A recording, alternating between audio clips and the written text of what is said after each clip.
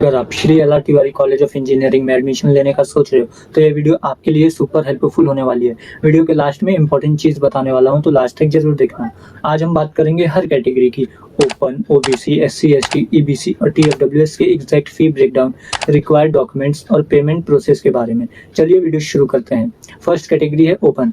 सबसे पहले जो हमारा Shri L R. Tiwari college of engineering है, ये हिंदी लिंग्विस्टिक माइनॉरिटी कॉलेज है। इसका मतलब कैटेगरी रिजर्वेशन नॉर्मल तरीके से नहीं मिलता।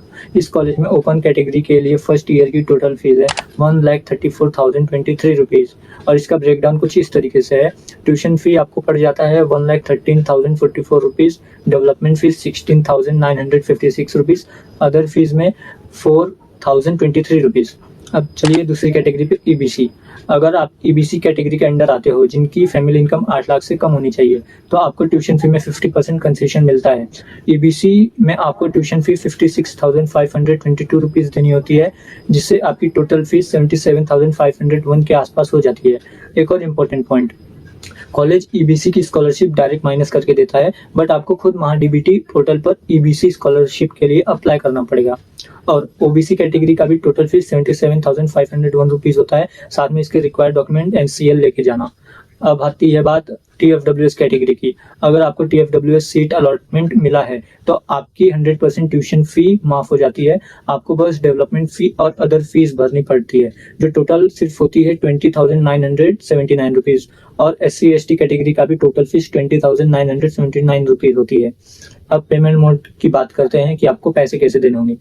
अब एक जरूरी बात, पेमेंट मोड कॉलेज में कैश और डीडी एक्सेप्ट नहीं होते हैं, या फिर अवॉइड वो लोग ज्यादातर करते हैं।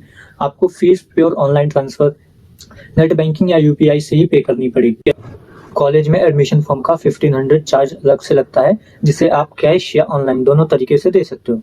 डॉक्यूमेंट लिस्ट पर आते हैं। सबसे पहले तो आप गम लेकर ही जाना भाई, वरना आपको इधर उधर ढूंढना पड़ेगा। Gum is most required thing. Admission के वक्त आपके पास ये सारे डॉक्यूमेंट्स रेडी होने चाहिए। 10th एंड 12th का मार्कशीट और उसका जेरोक्स, एंट्रेंस एग्जाम का स्कोर कार्ड, एमएसटी या जेईई मेन का score card, CAP allotment letter और मेरिट लिस्ट जो आया था वो, अपार आईडी और एक पासपोर्ट साइज फोटोग्राफ। अगर आप ईबीसी या टीएफडब्ल्यूएस स्कीम का बेनिफिट ले रहे हो तो आपके पास महाराष्ट्र का डोमिसाइल सर्टिफिकेट और वैलिड इनकम सर्टिफिकेट होना मैंडेटरी है। तो ये थी Shri L R. Tiwari college of engineering की complete admission and fee details. और जो मैंने बोला था कि मैं इंपॉर्टेंट चीज बताऊंगा वीडियो के लास्ट में, तो वो ये है कि कॉलेज वाले एक्स्ट्रा 16 के किसी एक्टिविटी का भी ले रहे हैं, उसके लिए भी मनी अरेंज रखना एक्स्ट्रा 16 के। और आप उस 16 के लिए मना भी कर सकते हो कि आपको 16,000 नहीं भरना है। अगर आपका कोई भी डाउट हो तो नीचे कमेंट में जरूर पूछिए। वीडियो हेल्पफुल लगी हो तो लाइक करें और दोस्तों के साथ शेयर करें।